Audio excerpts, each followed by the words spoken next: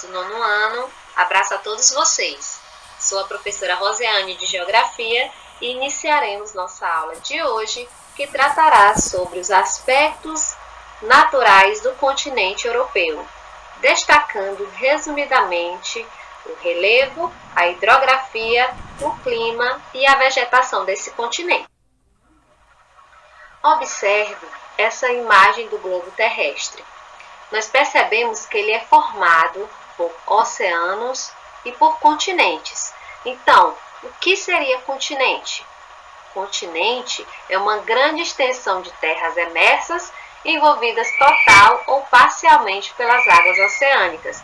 Isso quer dizer que essas grandes extensões de terra cercada pelos oceanos por essa água salgada, nós podemos chamar de continente.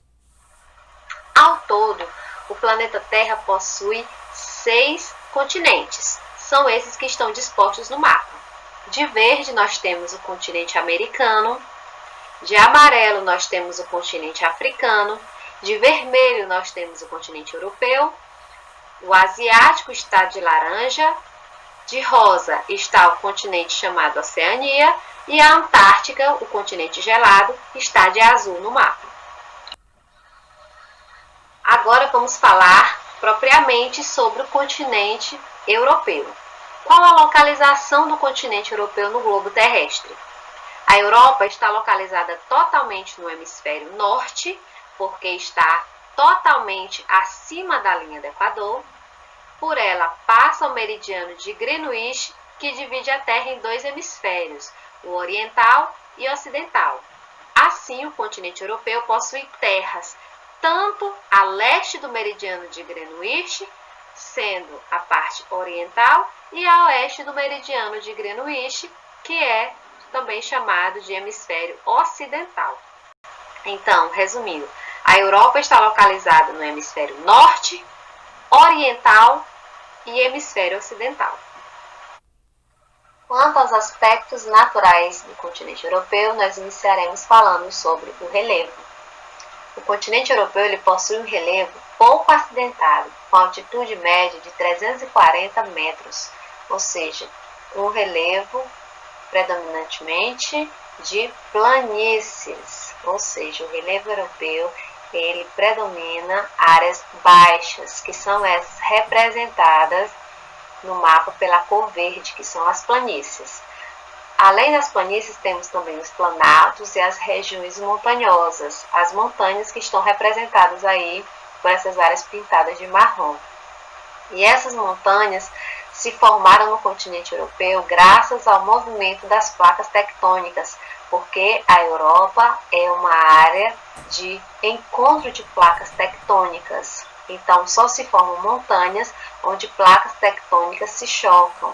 Então, o continente europeu apresenta várias montanhas, como os Alpes, os Montes Urais, o Cáucaso e os Alpes escandinavos, entre outros. E também apresenta, em outras áreas, o afundamento do relevo, produzindo as depressões, que são as áreas mais baixas do relevo. Então, resumindo as características do relevo europeu, a gente pode destacar que predominam as baixas altitudes, que são as planícies, há cadeias montanhosas com altitudes superiores a 4.000 metros, como os Alpes, e a 5.000 metros, o Cáucaso. O relevo europeu ele é formado por planaltos, cadeias de montanhas, principalmente por planícies e depressões. As montanhas estão localizadas na porção central, no centro do continente e no sul, a parte de baixo dele. A cadeia mais importante é a dos Alpes, mais importante e mais conhecida. Quanto às planícies, cerca de 2/3 do relevo europeu, principalmente no leste e na parte central do continente. E as depressões ocorrem junto ao Mar Cáspio e na Holanda, ao norte do baixo curso do rio Reno. A Holanda, inclusive, é conhecida até por ser um dos Países Baixos, justamente por estar localizado numa depressão.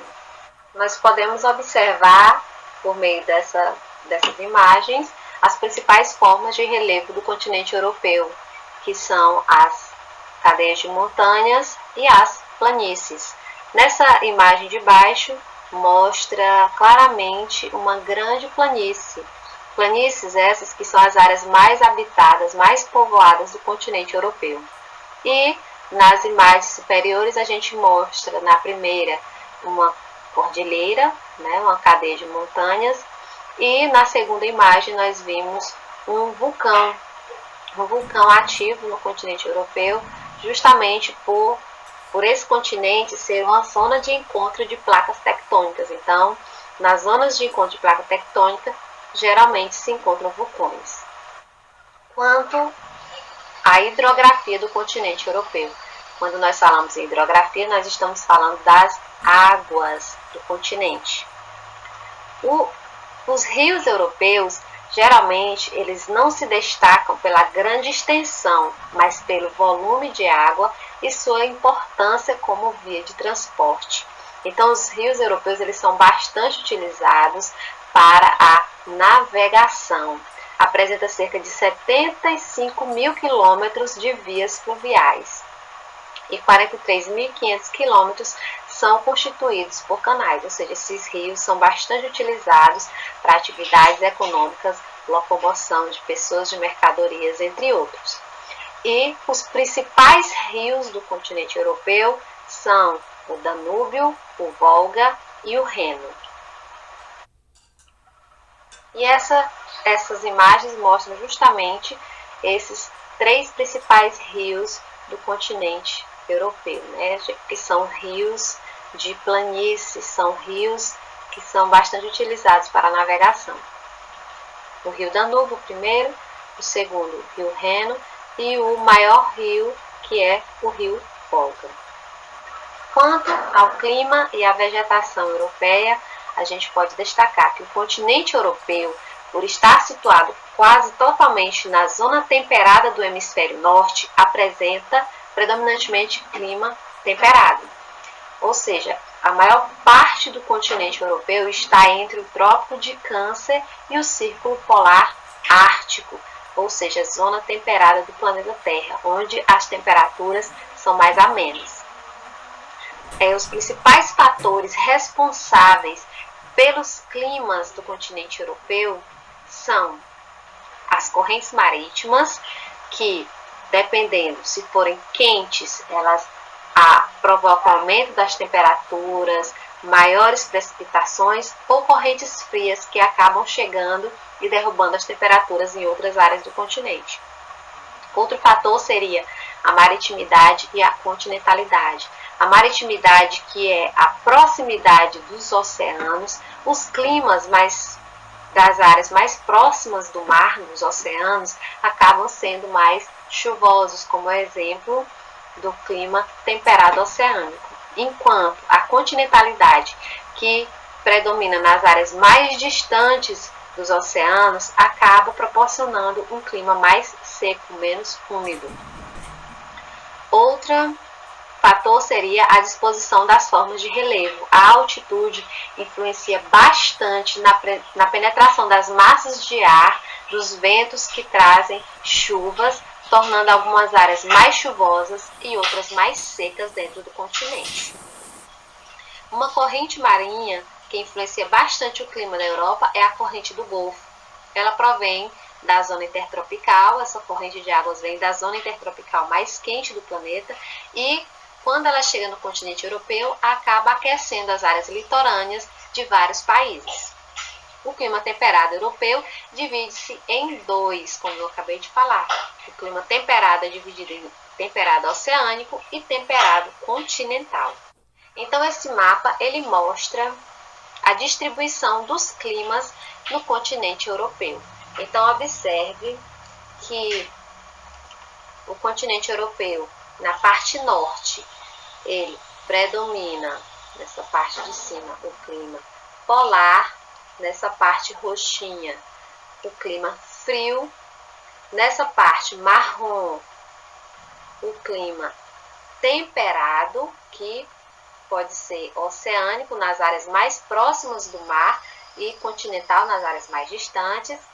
Nessa outra parte aqui, o clima semiárido, um clima mais seco, com menor vegetação. E aqui embaixo nós temos o clima mediterrâneo. Nós vamos falar um pouquinho sobre as características dos principais climas da Europa. Vamos iniciar pelo clima polar. O clima polar, os invernos são rigorosos e os verões curtos. É a região, é o clima mais frio do continente europeu, justamente por estar mais próximo do Círculo Polar Ártico.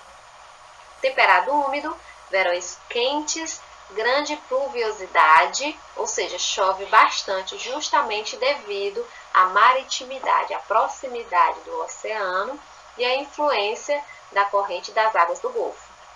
O temperado continental tem verões quentes e invernos rigorosos devido à distância com o oceano, proporcionando elevada amplitude térmica, ou seja, chove menos do que o temperado úmido e acaba também sofrendo uma maior variação de temperaturas durante o ano.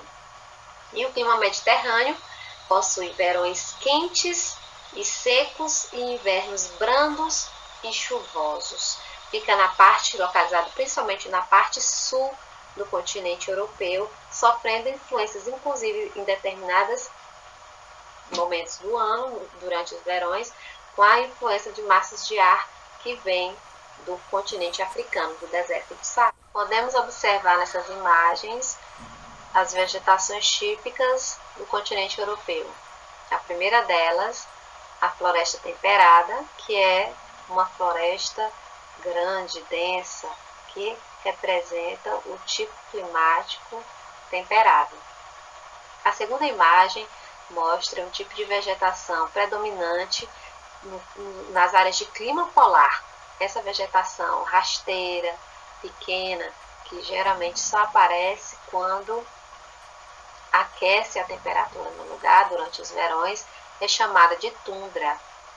E essa imagem de baixo, a terceira imagem, a gente pode observar a floresta boreal, que são florestas, é uma vegetação típica de lugares de clima frio, né? Então a gente pode observar que são as famosas árvores de Natal, né? Que são típicas de lugares frios. Essas duas vegetações representam áreas de climas secos. Essa primeira, também chamada de estepes, é uma vegetação rasteira que ela é típica de áreas de clima semiárido do continente europeu. Áreas que recebem pouca quantidade de umidade, principalmente devido à barreira proporcionada pelas cadeias de montanhas, barreira contra os ventos úmidos que trazem chuva. A segunda imagem mostra uma vegetação mediterrânea, que é característica de áreas de clima mediterrâneo, que apresentam verões muito quentes por sofrer com a vinda de massas de ar de áreas intertropicais do planeta. Então, o que a gente pode observar é que a Europa apresenta uma grande variedade, uma grande diversidade natural, quanto a formas de relevo, clima, vegetação e hidrografia.